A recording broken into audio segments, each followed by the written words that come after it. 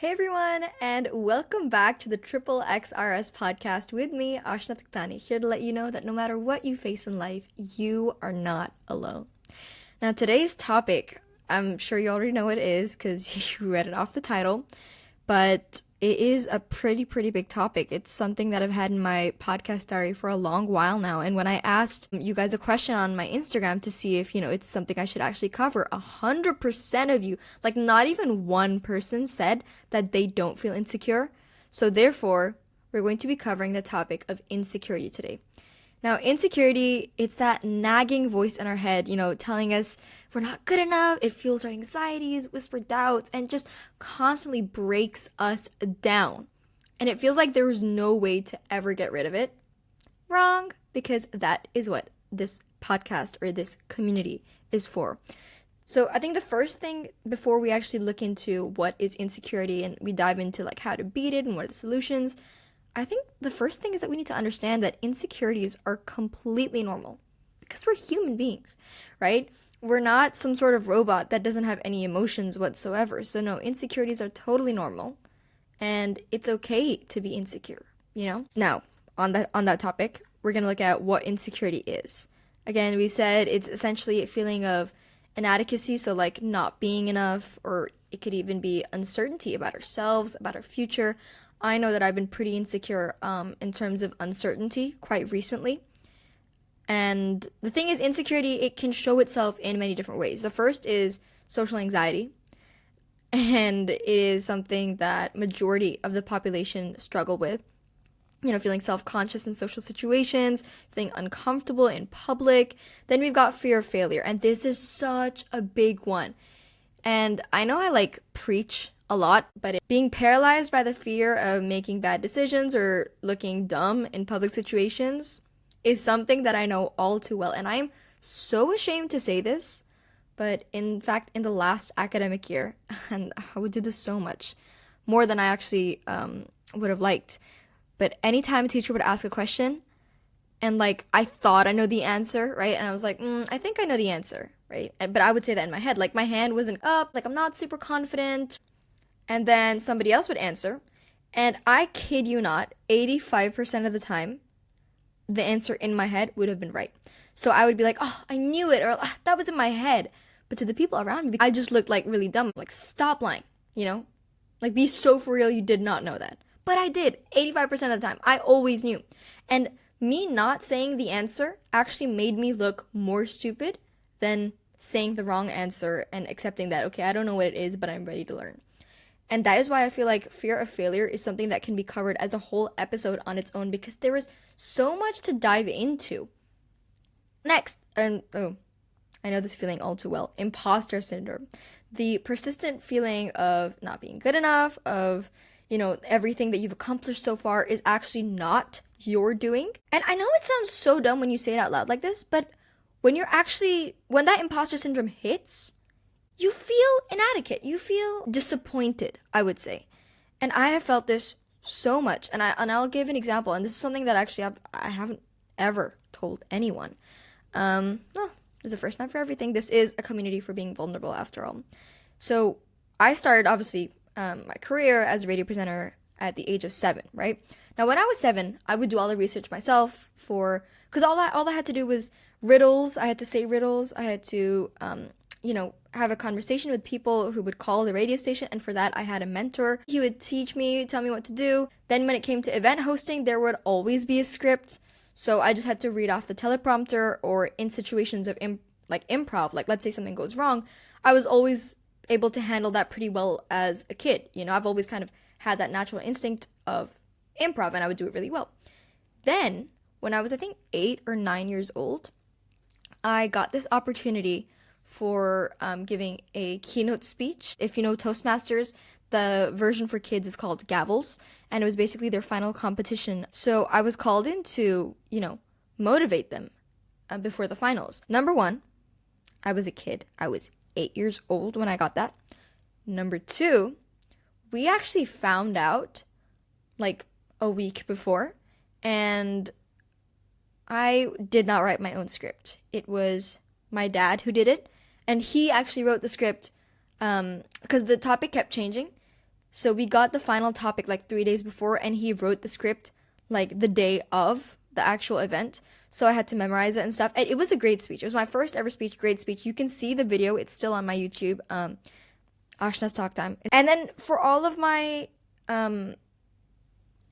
speaking events, like the speeches that I gave after, up till the age of, I would say, maybe 10 or 11, it was my dad who would always help me with writing the speeches. There was another one, a District Toastmasters annual conference, where I was called in to give a keynote speech in front of like 1,000 people. And that was my second ever speech, and I was, I think, 9 or 10. Like, he wouldn't write the whole thing. You know, we talk it through first. And then he would write the parts that I was unable to, but I would be the one telling him, like, I want to talk about this, I want to talk about this, I want to talk about this. Obviously, he had read way more self-help books than I had. You know, my mom would pitch in every now and then because she also had so many great stories, very, very inspirational stories. But then sometimes I would implement my own stories in, like a real life story related to the topic. And he would make me write that down myself, because he was not just doing it for me, he was teaching me how to write speeches. But for such a long time, I kept thinking that, you know, every time someone would come up to me after my speech and say, "Oh my God, you're amazing," I'd think, but that's not me. You know, I'm not amazing. It's my parents. They're the ones who wrote the speech. So why are they saying that I didn't do anything? You know, and it sounds really pathetic, because to some people it may sound like, oh, she's just seeking attention, like, stop it, you know, like, you did good, you know that. But to the people who actually face imposter syndrome, that makes it 10 times worse, because you got people saying, oh, she's seeking attention. But deep down, you know that you are genuinely confused. You know, like, this was not something that I did, it was my parents. So I don't deserve any of the recognition or any of the praise that I'm receiving.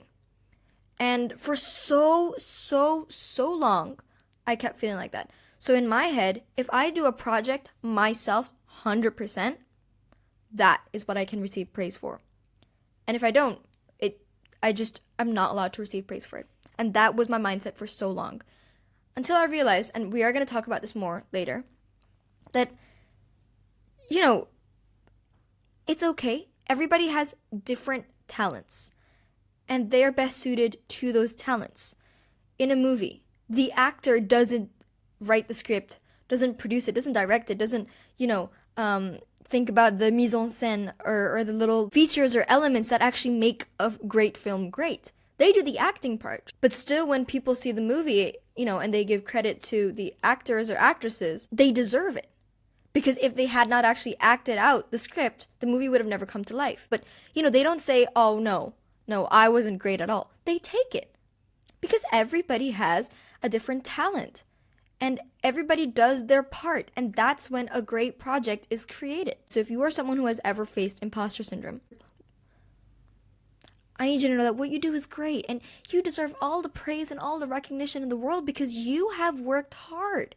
It's not about you doing the whole project by yourself. It's about, you really thought about it. You put in the effort. And so you deserve to be praised. Because part of the project is due to your hard work. And last but definitely not least, and these are the 4 ones that I've got here today for how insecurity is manifested. And it is, I think, the most common body image issues. And now, thanks to social media, it has increased manifold. And I'm not saying, oh, boo-hoo, like, grow up. It's a real thing. Even I face it. Who doesn't face it? It's society's fault for creating unrealistic expectations and social media's fault for further expanding the reach of these unrealistic expectations. And it is so dangerous. But we will be talking about, again, how to deal with it later on in the episode. Now that we know what insecurity is and what ways it manifests in, I think it's time to understand the root causes. So I've got here, and I've done my research, mind you. That's why I keep looking down here. I've got a whole little paper there. The first one is difficulties in childhood. So some experts believe that insecurity is caused by difficult childhood experiences. This idea has roots in attachment theory, which states that our early relationships with our guardians or primary caregivers impact our adult relationships, whether that be with other people or our relationships with ourselves. In fact, my mom says this thing where the first 5 to 8 years of our life are the most important because that is where our ideas, our values, our beliefs, our identity is shaped. And obviously our identity can change, but we have deep-rooted values, and that comes from our environment, the people who we're surrounded with, the things that we see, that we consume, that we hear for the first 8 years of our life. Another root cause of insecurity, and this is, I feel like, the thing with insecurity is like they overlap the different types. And so I feel like the root causes are also, there's more than one. But I feel like societal pressures is such a big root cause of insecurities, whether that be, like we spoke about, social anxiety, fear of failure is a big one. Body image issues, like bam, you've got a direct connection right there. Our culture, society has created these unrealistic expectations of what a person is supposed to look like, act like, what they should have achieved by a certain age. And if they don't do that stuff, then it's like wrong, and you're an anomaly, and then you get discriminated against, you get bullied against, and that's where insecurities stem from. Then the last thing I've got here is comparison traps. Constant comparison to others on social media, again, we spoke about this, creates a distorted view of reality. And, I feel like, and this is my opinion, that comparison traps have always existed. But I feel like they haven't made such a great impact as they do now with the rise of social media. Because now you can see you see more of it. And the sad part is the stuff that you actually see isn't always true. And that's the scary thing. I've spoken about, comparison traps being a big thing, about us always feeling insecure because of what other people are saying or what other people are thinking. But here's something to remember. Insecurity isn't always thanks to others. There are two different types of insecurities.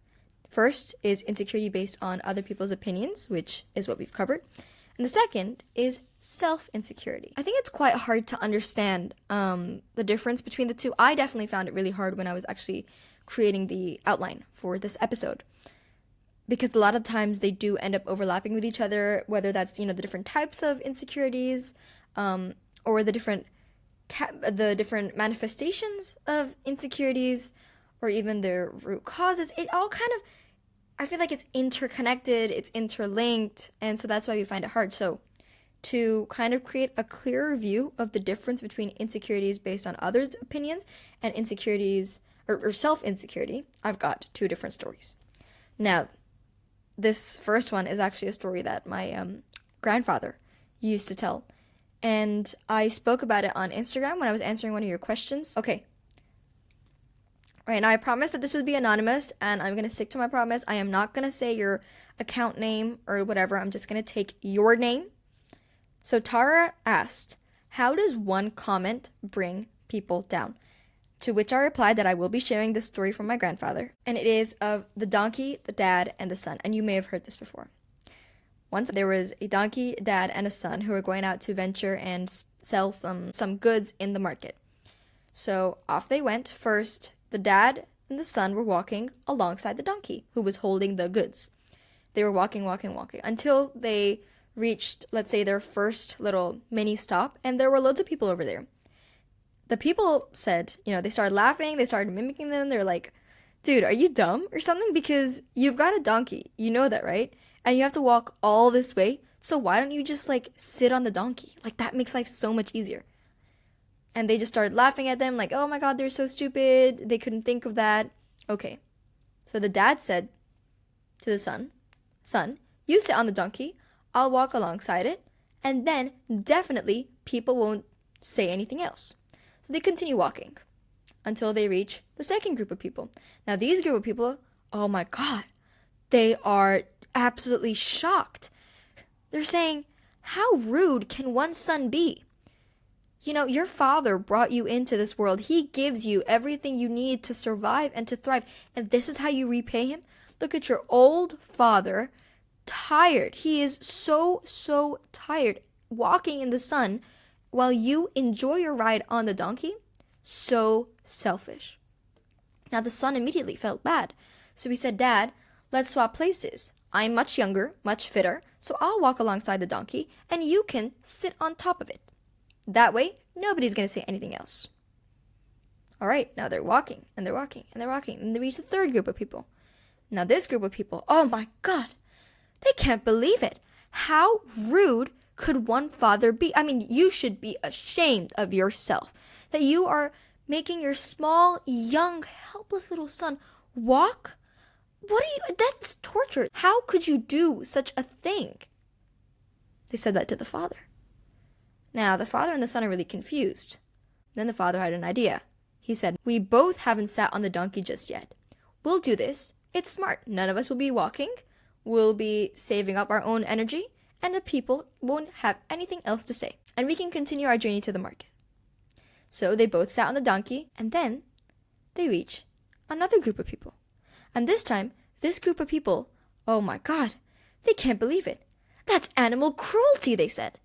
You two have legs. You are fit, all right? And you certainly have no goods that you're holding, but your donkey is.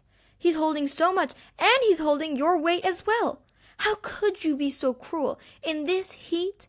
That poor animal, and I bet you don't even give him breaks. Now the son and father, they were really confused. The son said, Dad, I sat on the donkey. You sat on the donkey. We both sat on the donkey. But people just won't stop talking. So what do we do?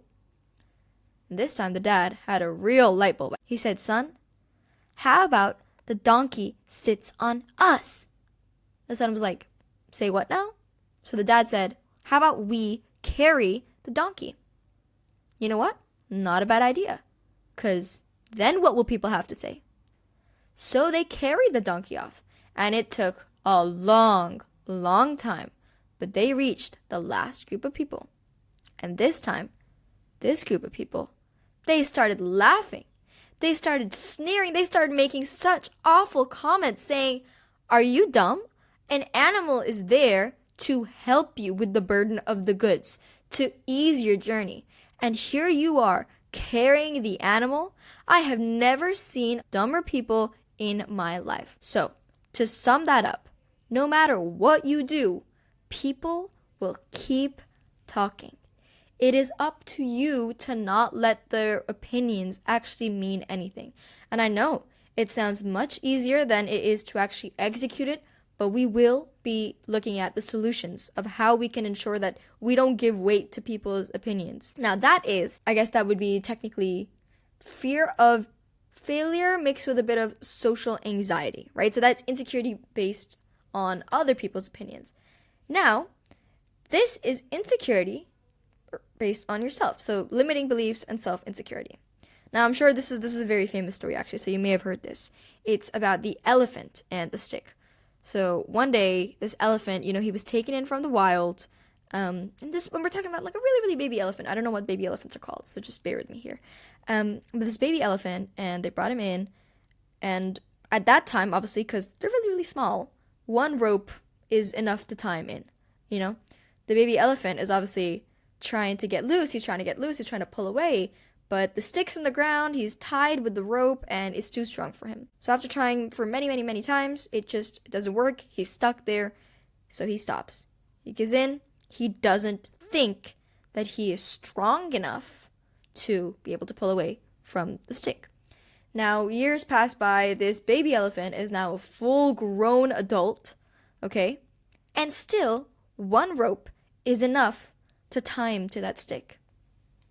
Why? I mean, he is such a huge elephant. All he has to do is move just a little bit, try just once, and he's free.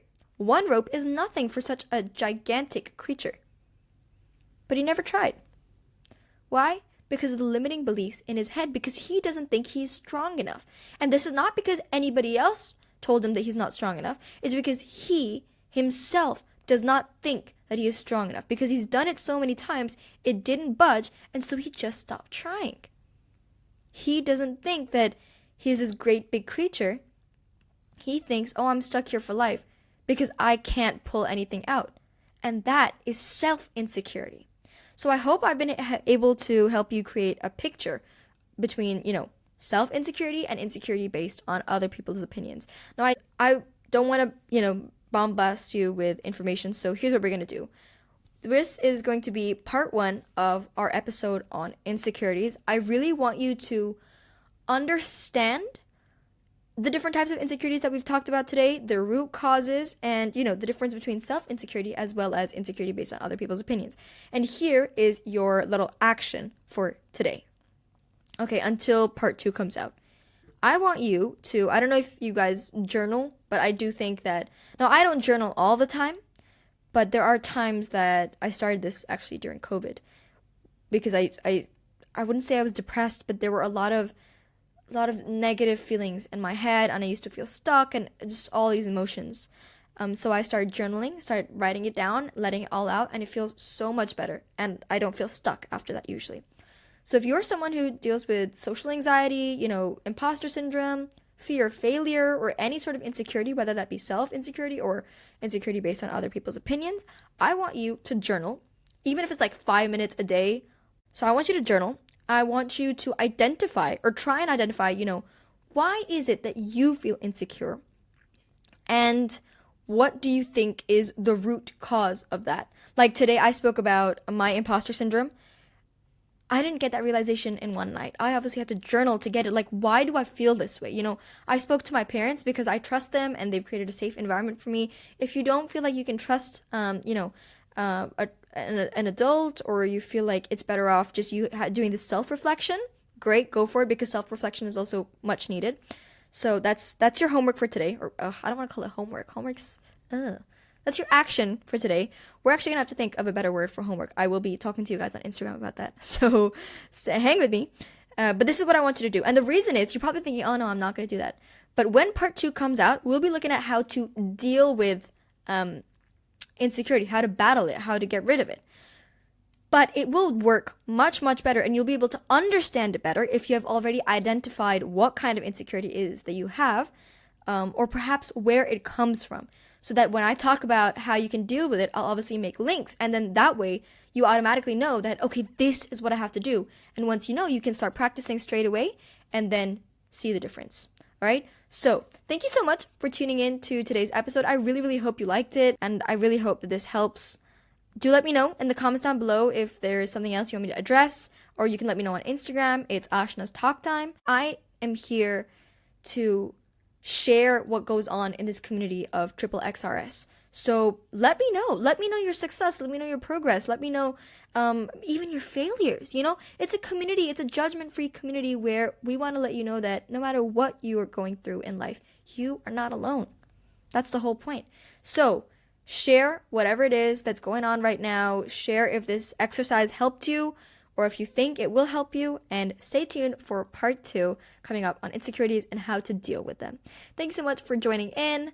Remember to stay tuned, hit the follow button, make sure to rate 5 stars so other people can find it easily as well. And stay tuned, keep an eye out on my Instagram, Ashna's Talk Time, for when the next episode is going to be released. Till then!